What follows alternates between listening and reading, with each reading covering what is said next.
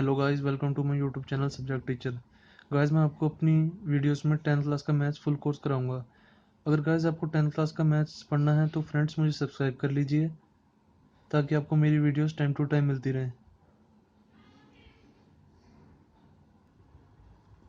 आज मैं गाइस शुरू करा रहा हूँ एक्सरसाइज 3.2।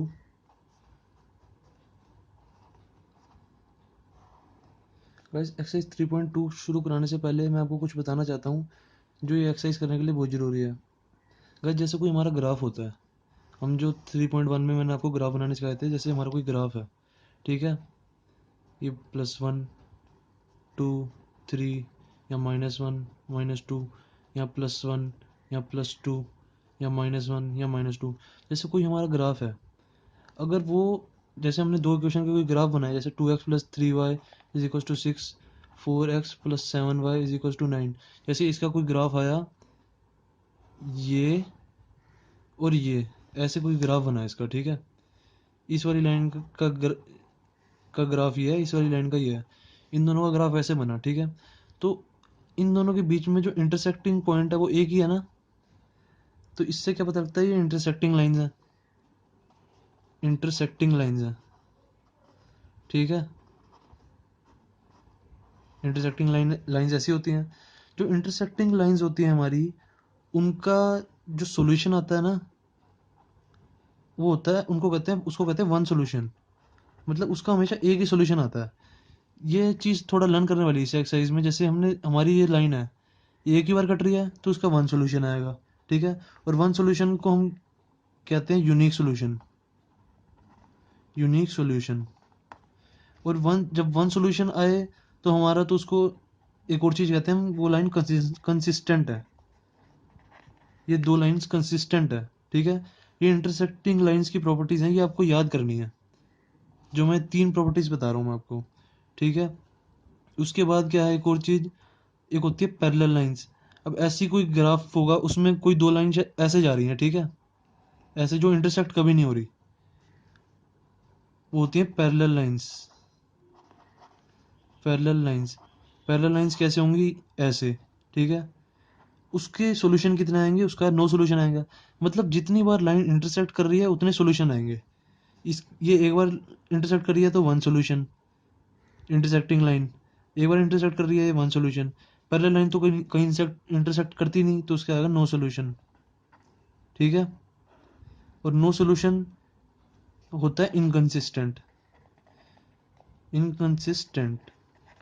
अब एक और लाइन होती है, वो होती है कोइंसिडेंट लाइन।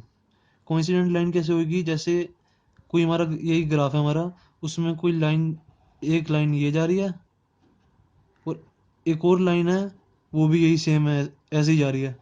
ये दो लाइंस हैं, एक तो ये बड़े वाली होगी, एक ये छोटे वाली होगी, तो ये होती है कोइंसिडेंट लाइन। कोइंसिडेंट लाइंस ये ऐसे होती हैं, ठीक है। ये दो लाइंस हैं, एक ही लाइन पे एक और लाइन जा रही है, मतलब कोइंसिडेंट, तो मतलब उसके ऊपर पूरा आ जाना, कोइंसिडेंट होता है वो। तो कोइंसिडेंट लाइन के कितने सॉल्यूशन होंगे, वो तो कितनी बार टकरा रही हैं, जितनी बार वो टकराएंगी उतने सॉल्यूशन होते हैं। मैंने आपको बताया था, इंटरसेक्टिंग लाइन एक बार टकरा रही है तो एक सॉल्यूशन, कोइंसिडेंट लाइन जितनी बार टकरा रही है तो इन्फिनिटली मैनी सॉल्यूशन,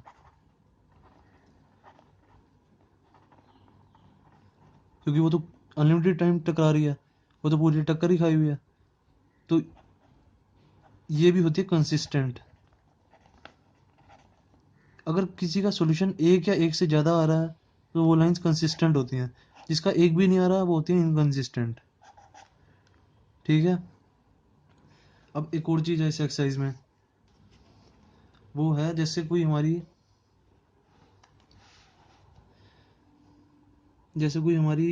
दी हुई हैं लाइंस a1x + b1y + c1 = 0। दूसरी कोई लाइन दी हुई है a2x + b2y + c2 = 0, ठीक है। अब इन दोनों लाइन से, ये दो लाइंस दी हुई हैं, इनसे हमें पता लगाना है कि ये वन सॉल्यूशन है या नो सॉल्यूशन है या इन्फिनिटली मैनी सॉल्यूशन है। तो कैसे पता लगाएंगे, इसका फॉर्मूला है ये, जैसे a1 हम a1 बाय a2 करेंगे, और b1/b2 करेंगे सबसे पहले। अगर ये दोनों अनइक्वल आते हैं, ये दोनों इक्वल नहीं आते, तो इसका मतलब है ये लाइन का वन सॉल्यूशन है। ये गाइस ये एक्सरसाइज करने से पहले ये चीज़ लर्न करनी है। वन सॉल्यूशन है मतलब कंसिस्टेंट भी है ये, क्योंकि वन सॉल्यूशन कंसिस्टेंट है। फिर अगर ये दोनों इक्वल आ गई, अगले में ये दोनों इक्वल आ गई, a1/a2 is equal to b1/b2, ये आ गया, तो फिर हम थर्ड वाला चेक करेंगे c1 वाला। अगर ये इक्वल नहीं आता c1/c2 के, ये बाई ये a1/a2 is equal to b1/b2 is not equal to c1/c2 आता है, तो ये लाइन होती है पैरेलल लाइंस। पैरेलल लाइंस का आएगा नो सॉल्यूशन। ये वाली इंटरसेक्टिंग लाइंस होती हैं, जिसका इक्वल नहीं आता ना, a1/a2 is not equal to b1/b2, ये होती है इंटरसेक्टिंग लाइंस। और जिसका a1/a2 is equal to b1/b2 आता है पर वो c1/c2 के इक्वल नहीं आता, ये होती हैं पैरेलल लाइंस। पैरेलल लाइंस का सॉल्यूशन कितना होगा, नो सॉल्यूशन, मैंने आपको ऊपर बताया नो सॉल्यूशन। नो सॉल्यूशन क्या होता है, इनकंसिस्टेंट। अब थर्ड है हमारा, अब जैसे इन दोनों लाइन से अब हम एक और चीज़ निकालेंगे, पहले a1/a2 निकाला, ठीक है। उसके बाद हमने निकाला b1/b2, हमने देखा ये भी इक्वल आ गया। फिर हमने निकाला c1/c2, हमने देखा ये भी इक्वल आ गया। जब ये तीनों इक्वल आ गए तो ये लाइन होती है कोइंसिडेंट, थर्ड वाली। इसका इन्फिनेटली मैनी सॉल्यूशन होंगे।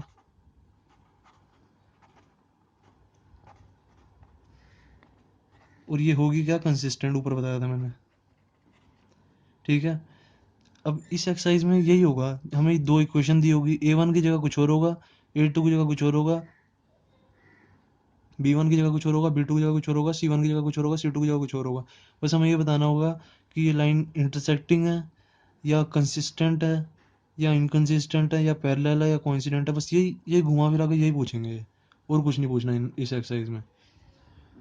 अब हम शुरू करते हैं 3.2 exercise.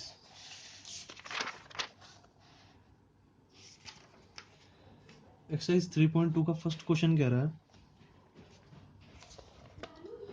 From the pair of linear equations in the following problem form the pair of linear equation. कह रहे हैं कि हमें लीनियर इक्वेशन बनाओ and find their solutions graphically, और उनके सॉल्यूशंस ग्राफिकली निकालो, ग्राफ बना के। क्वेश्चन फर्स्ट है, तो क्वेश्चन फर्स्ट का फर्स्ट पार्ट कराता हूँ।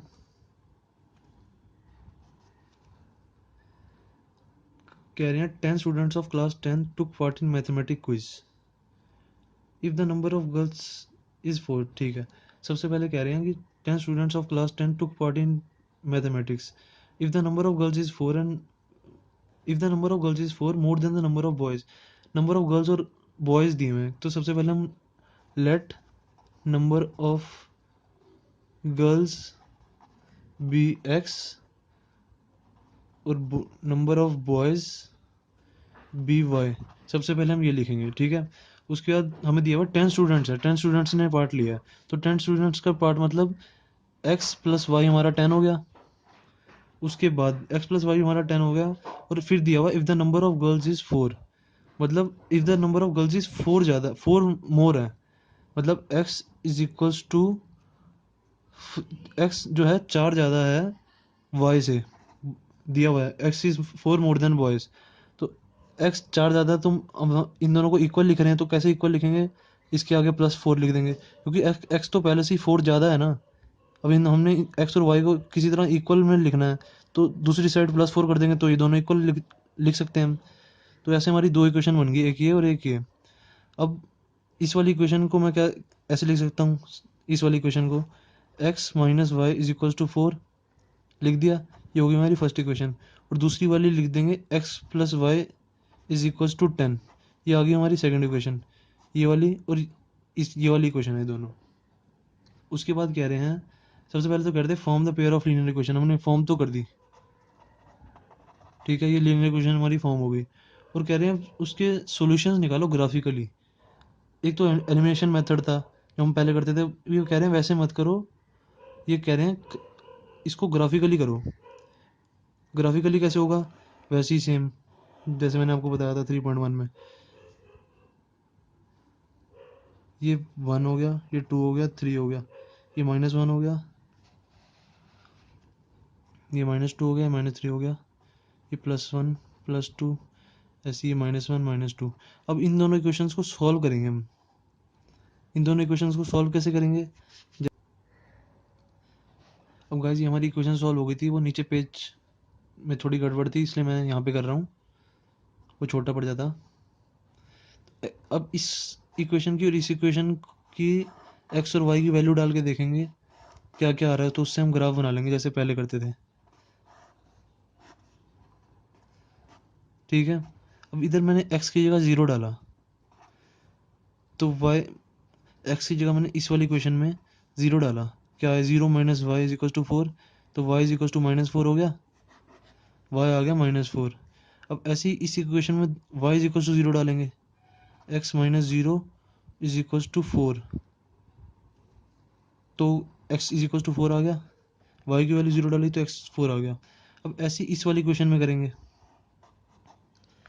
x की वैल्यू 0 डालो, 0 + y = 10, y क्या आ गया हमारा 10। अब y की वैल्यू 0 डालो, x + 0 = 10, x की वैल्यू भी 10 आ गई। फिर अब ये दो हमारे को ग्राफ बनाने की आ गए। अब हम ग्राफ बनाएंगे जैसे ग्राफ पहले बनाते थे, सेम वही है। ये 0 है, ये 1, ये 2, ये 3, ये 4, ये -1, ये -2, ये -3, ये +1, ये +2, ये +3, ये -1, ये -2। ये स्केल से बनाते हैं गाइस, ताकि हमारा कोई गलत ना हो। जब हम स्केल से बनाएंगे ना तो एक्यूरेट आते हैं। ठीक है, ऐसे ऐसे ही मैं स्केल से बनाऊंगा। जब मैं स्केल से बनाऊंगा तो एक्यूरेट डिस्टेंस आते हैं, एक्यूरेट चीज़ें एक्यूरेट सारी आती हैं। तो जैसे अब ये 0 और -4 मैंने प्लॉट करने हैं। 0 ये रहा x का 0 और -4 यहाँ पे आएगा, -4, सॉरी, ऐसे ही -4 है, ये यहाँ पे आया -4, तो ये पॉइंट हो गया 0, -4। ठीक है, और ऐसे ही ये पॉइंट हो गया हमारा 0, -4। ठीक है, ये -4 पॉइंट था। तो अब 4, 0 लगाएंगे, x 4 है और y 0, तो ये 4, 0 हो गया। तो ये अब ये एक तो एक लाइन आ गई ऐसे। ठीक है, अब एक 0, 10 है, अगली वाली लाइन 0, x 0, y 10, ये यहाँ पे कुछ +10 आएगा। ऐसे ऐसे करेंगे जब हम स्केल से पूरा बनाएंगे। यहाँ तो मैं ऐसे बना नहीं सकता, स्केल से हम पूरा बनाएंगे तो यहाँ +10 आ जाएगा, तो ये 0, 10 पॉइंट है। ठीक है, ये वाला पॉइंट। ठीक है, और x फिर अगला पॉइंट 10, 0, यहाँ पे कहीं 10 भी होगा, 10, और y 0, तो ये वाला पॉइंट होगा 10, 0। तो फिर हम इसको और इसको ऐसे कर देंगे, मिला देंगे, और ये लाइन भी आगे जा रही होगी। तो जो ये पॉइंट आएगा ना, ये पॉइंट, इस पॉइंट को हम देखेंगे कि यहाँ से क्या आ रहा है और यहाँ से क्या आ रहा है, तो उसको लिख देंगे। जब हम स्केल से बनाएंगे तो बिल्कुल एक्यूरेट आएगा, एक्यूरेट पॉइंट आएगा ये यहाँ से। जैसे यहाँ इस टाइम तो जैसे यहाँ पे आ रहा है 1.5, यहाँ ये 5 होगा, 1.5, 5 आ रहा है, सॉरी, एक्स एक्सिस तो पहले लिखेंगे ना, एक्स एक्सिस में 5, ये हमेशा फर्स्ट वाला पॉइंट एक्स एक्सिस का होता है। जैसे ये 4 है तो 4 वाला पॉइंट ये एक्स एक्सिस का है, ये 10 है, ये 10 वाला पॉइंट एक्स एक्सिस का है। तो इधर एक्स एक्सिस में क्या है 5, और वाई एक्सिस में क्या है 1.5, ये आ रहा है इस टाइम। पर जब हम ग्राफ से बनाएंगे ना, जब हम स्केल से बनाएंगे, एक्यूरेट पॉइंट आएगा, जब बना के देखना। तो जो ये पॉइंट आएगा बस वही हमें निकालना था, एक्स और वाई की वैल्यू, वही कहते हैं ग्राफिकली सॉल्व करो। ऐसे ही गाइस थ्री, ये सेकंड पार्ट है इसका, फर्स्ट क्वेश्चन का सेकंड पार्ट। कह रहे हैं 3 पेंसिल एंड 7 पेन्स। अब हम 3 पेंसिल एंड 7 पेन्स कॉस्ट कह रहे हैं 50 रुपीज़ की। तो सबसे पहले ले लेंगे let cost of 1 pencil be x and cost of 1 pen be y. तो कह रहे हैं 5 पेंसिल और 7 पेन्स की कॉस्ट है 50। मतलब एक पेंसिल की कॉस्ट x थी तो 5 की कितनी होगी 5x। ठीक है, तो एक पेंसिल की कॉस्ट थी x, तो 5 की कितनी होगी 5x,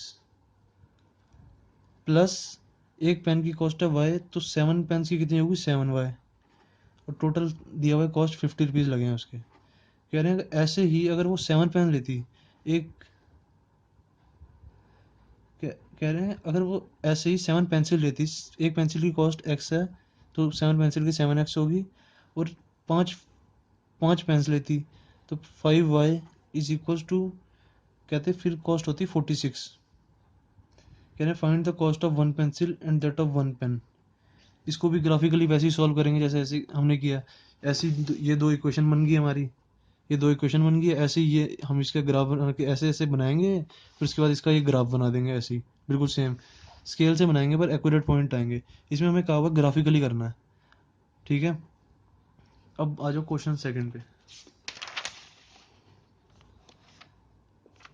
क्वेश्चन सेकंड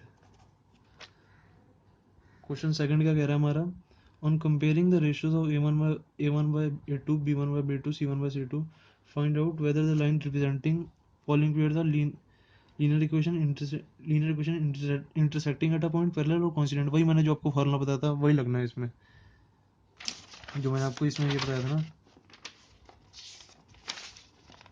ये वाला, यही लगना है इसमें।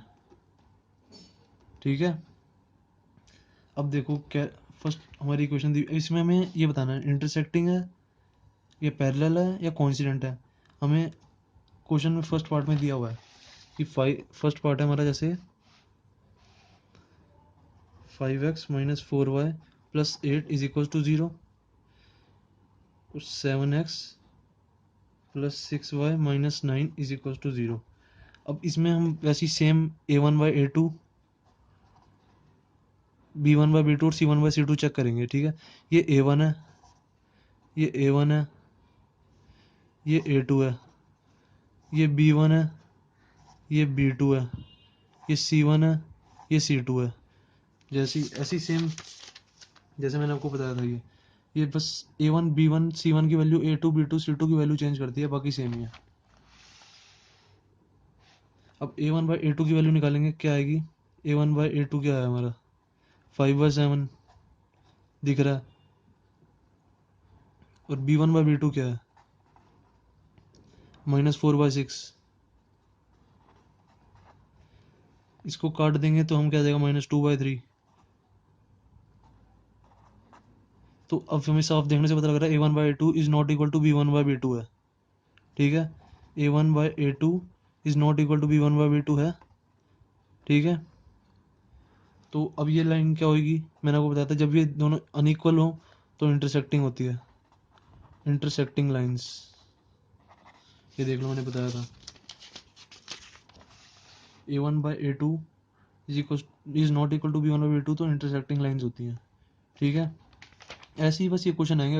अगले किसी क्वेश्चन में पूछ लेगा कि बताओ कि 1 सोल्यूशन है, नो सोल्यूशन है या इन्फिनिटली मेनी सोल्यूशन है। ऐसी दो लाइंस दी होंगी और यही पूछ लेगा 1 सोल्यूशन है, नो सोल्यूशन है, इन्फिनिटली मेनी सोल्यूशन है। या पूछ लेगा दो लाइंस दी होंगी, या पूछ लेगा कंसिस्टेंट है या इनकंसिस्टेंट है या कंसिस्टेंट है, ये बताओ बस। तो हमें बस ये इन्हीं इन्हीं 2-3 चीज़ों से ये पता लग जाएगा। ठीक है, अब सेकंड पार्ट कराता हूँ मैं इसका। ये तो आ गया हमारा इंटरसेक्टिंग लाइंस। अब सेकंड पार्ट क्या है, 9x plus 3y plus 12 is equal to 0। फिर 18x plus 6y plus 24 is equal to 0। अब इसमें a1 बाई a2 करेंगे, a1 बाई a2 क्या आ गया 9/18 इज इक्वल टू 9 1 ज़ा 9 2 ज़ा 1/2 आ गया। ठीक है, पूरा काट देंगे ढंग से, a1 बाई a2 हो गया हमारा 1/2, और फिर b1 बाई b2 निकालेंगे। b1 बाई b2 क्या है हमारा 3/6, ये भी काट के 3 1 ज़ा 3 3 2 ज़ा, ये भी आ गया हमारा 1/2। अब इस टाइम हमारे ये दोनों तो इक्वल आ गए। जब ये दोनों इक्वल आ जाए फिर हम थर्ड वाला चेक करते हैं, थर्ड वाला निकाल के देखते हैं। c1 बाई c2 निकालेंगे 12/24, 12 1 ज़ा 12 2 ज़ा, ये भी आ गया 1/2। तो जब ये तीनों इक्वल होती हैं तो मैंने क्या बताया था, कोइंसिडेंट है। a1/a2 is equal to b1/b2 is equal to c1/c2।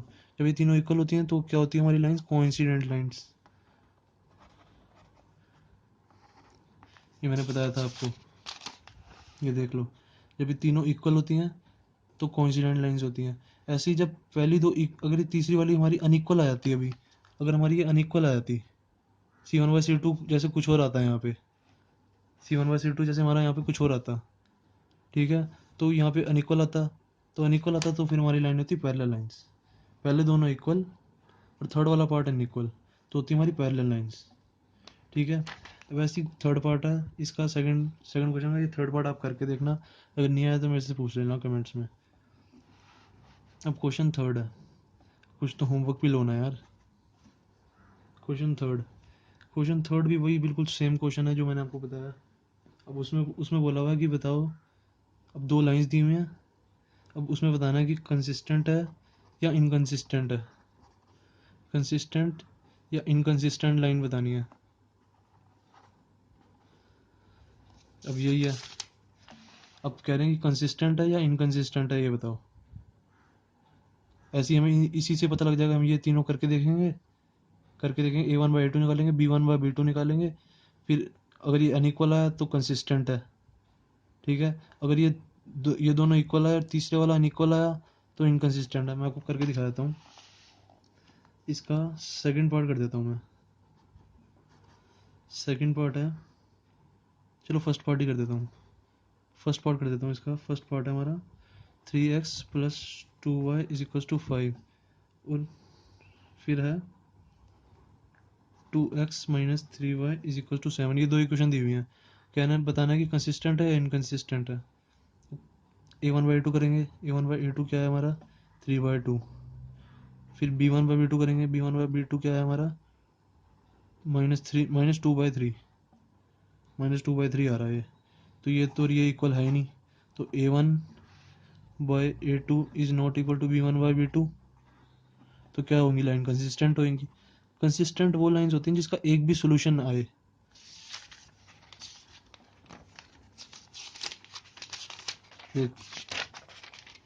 ये देखो, ये दोनों अनइक्वल है, तो क्या आ रही है लाइन, कंसिस्टेंट, यही बताया मैंने। अब ऐसे ही सेकंड पार्ट करा देता हूँ।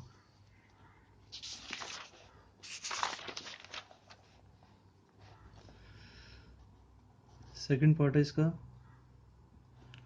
2x - 3y = 8, 4x - 6y = 9।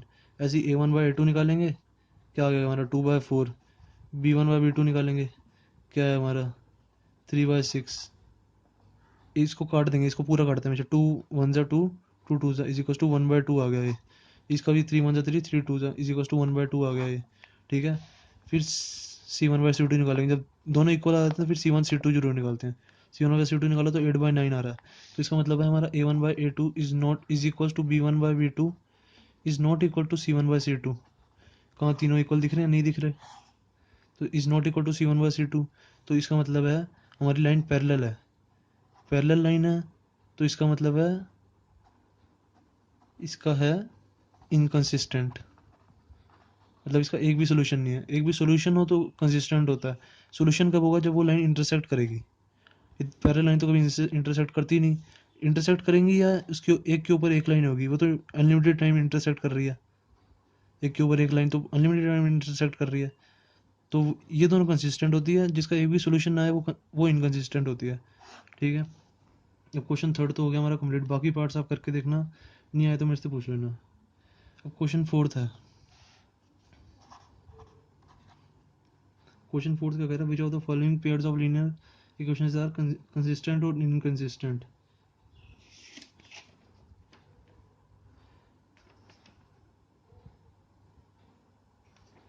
अब क्वेश्चन फोर्थ भी बिल्कुल सेम है, उसमें ये कह रहा है कि पेयर ऑफ लीनियर इक्वेशंस दी हुई हैं, कह रहा बताओ कि वो कंसिस्टेंट है या इनकंसिस्टेंट है। यही सेम ऊपर वाला क्वेश्चन पूछ रहा है, इसमें तो कोई चेंज ही नहीं है।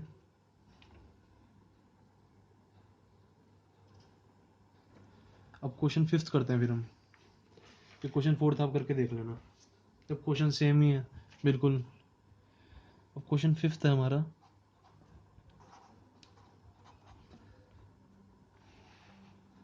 कह रहे हैं half the perimeter of rectangle. सबसे पहले बताओ पेरीमीटर ऑफ रेक्टेंगल क्या होता है। पेरीमीटर ऑफ रेक्टेंगल होता है, पेरीमीटर ऑफ रेक्टेंगल होता है 2 इंटू में लेंथ प्लस ब्रेड्थ, या ब्रेड्थ की जगह विड्थ कह लो, कुछ भी कह लो, 2 इंटू लेंथ प्लस ब्रेड्थ होता है, ठीक है, पेरीमीटर ऑफ रेक्टेंगल।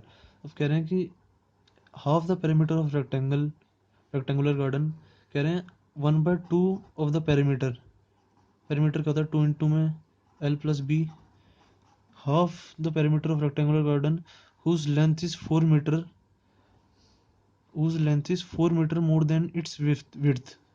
कह रहे हैं कि जो पेरीमीटर है, जो रेक्टेंगुलर गार्डन है उसकी जो लेंथ है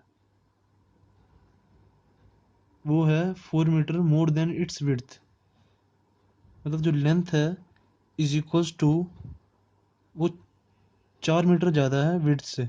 विड्थ मतलब ब्रेड्थ कह लो या विड्थ कह लो, मैं ब्रेड लिख देता हूँ इधर, ठीक है, चाहे विड्थ लिख दो एक ही बात है। कह रहे हैं कि 4 मीटर ज़्यादा है वो ब्रेड से, उसकी लेंथ, मतलब लेंथ 4 मीटर ज़्यादा है, तो मैं इधर इसको 4 इधर प्लस कर दूंगा तो दोनों इक्वल हो जाएंगी, क्योंकि लेंथ तो अपने आप ही अंदर 4 ज़्यादा है ना, तो इन दोनों को इक्वल लिखने के लिए मैं इस साइड दूसरी साइड 4 प्लस करूँगा तभी इक्वल लिख दूंगा। तो length is equal to B plus 4 है, ठीक है। How the perimeter of rectangular garden, कह रहे हैं 36 मीटर था, पूरा क्वेश्चन ये है। How the perimeter of rectangular garden whose length is 4 metre more than its breadth, ये चीज़ ये कह रहे हैं उसका पेरीमीटर जो है वो 36 मीटर है, ठीक है। Find the dimension of garden, मतलब लेंथ और ब्रेड्थ निकालनी है हमें, तो कैसे निकलेंगे, तो निकल गया 1/2 से 1/2 कटा, ठीक है। उसके बाद लेंथ प्लस ब्रेड्थ क्या आ रही है हमारी 36। और इस वाली क्वेश्चन से हम क्या लिख सकते हैं, L minus B is equals to 4, L minus B is equals to 4। अब इसको हम सॉल्व कर देंगे एलिमिनेशन मेथड से। नीचे वाली क्वेश्चन के साइन पलटूंगा मैं, यहाँ प्लस है तो यहाँ माइनस आ जाएगा, यहाँ माइनस है तो यहाँ प्लस आ जाएगा, यहाँ प्लस है तो यहाँ माइनस कर दूंगा। तब इन दोनों को ऐड करूँगा तो क्या, एल माइनस एल क्या हो गया, ये कट गया, प्लस बी कितना हो गया 2b, क्योंकि ये माइनस नहीं रहा, ये प्लस हो गया अभी। 2b is equal to 36 minus 4 32, b is equal to कितना आ गया हमारा 16, b हमारा 16 आ गया। तब उसको इस वाली क्वेश्चन में पुट कर दो,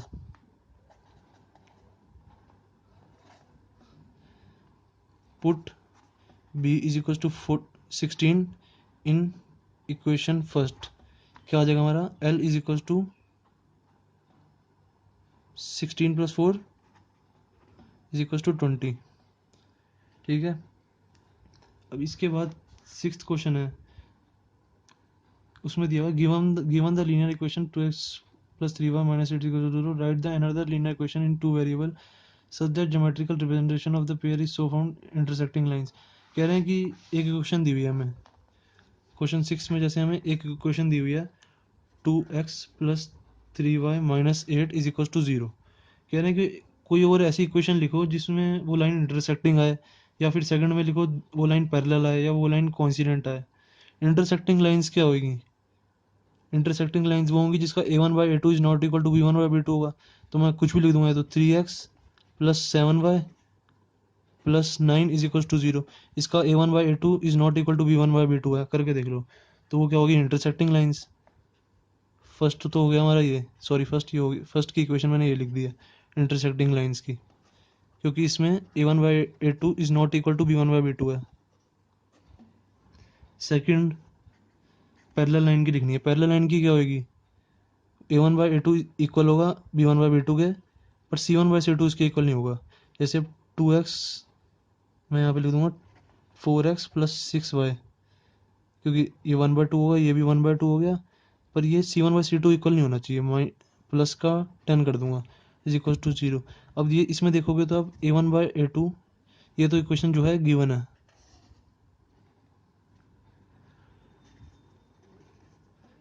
अब इस और इस इक्वेशन में देखोगे तो a1/a2 is equal to b1/b2 है, पर C1/C2 इक्वल नहीं है, तो ये पैरेलल लाइन होगी। ऐसे इसका कोइंसिडेंट थर्ड लाइन कर लेना।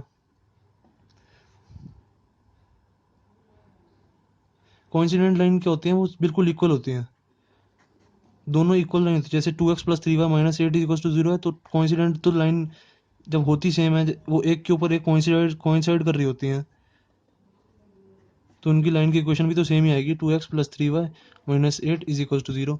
ये कोइंसिडेंट लाइन की होगी, ठीक है। अब 7th क्वेश्चन में कह रहा है draw the graphs of equation, दो इक्वेशन दी हुई हैं, determine coordinates of the vertices of the triangle. अच्छा, कह रहे हैं कि 7th क्वेश्चन में कह रहे हैं एक इक्वेशन दी हुई है x - y + 1, दूसरी दी हुई है 3x + 2y - 12 = 0। यहाँ भी =0 है। ये दो तो अब कह रहे हैं, अब ये कह रहे हैं कि determine the coordinates of the vertices of the triangle. जब अब ये दो इक्वेशन दी हुई है हमें, अब जब हम इसका ग्राफ बनाएंगे ना, जब हम इसका ग्राफ बनाएंगे तो कुछ ये कह रहे हैं coordinates of the vertices of triangle found by this line with the x axis. अच्छा, इसका कुछ ना ग्राफ ऐसे बनेगा, ये ऐसे कट गया और ये ऐसे कट गया, एक एक लाइन का ऐसे बनेगा, एक एक ये लाइन का, एक ये लाइन का। जब आप बना के देखोगे ना स्केल से, तो ऐसे बनेगा। स्केल से आप बना के देखना, ठीक है। तो स्केल से जब बनाओगे तो ऐसे ग्राफ बनेगा इसका। तो ये कह रहे हैं vertices of triangle found by these lines and the x axis. तो ये वर्टिसेस हमें बतानी है कि ये वर्टिसेस क्या है, ये वाली, ये वाली और ये वाली, बस ये तीन वर्टिसेस बतानी है। जब हम स्केल से बनाएंगे एक्यूरेटली, तो ये पॉइंट हमारा एक्यूरेट आएगा और ये वाला भी एक्यूरेट आएगा। तो ये वाला पॉइंट, ये वाला पॉइंट, ये वाला पॉइंट, तीनों बता देंगे। बस यही बताना है हमें इस क्वेश्चन में। एक्सरसाइज हमारी 3.2 होगी ख़त्म। वैसे अगर आपको ये वीडियो अच्छी लगी तो इस चैनल को लाइक ज़रूर करें, और गाइस अगर आप और आगे की वीडियोस देखना चाहते हैं तो सब्सक्राइब ज़रूर कर लें। Thank you.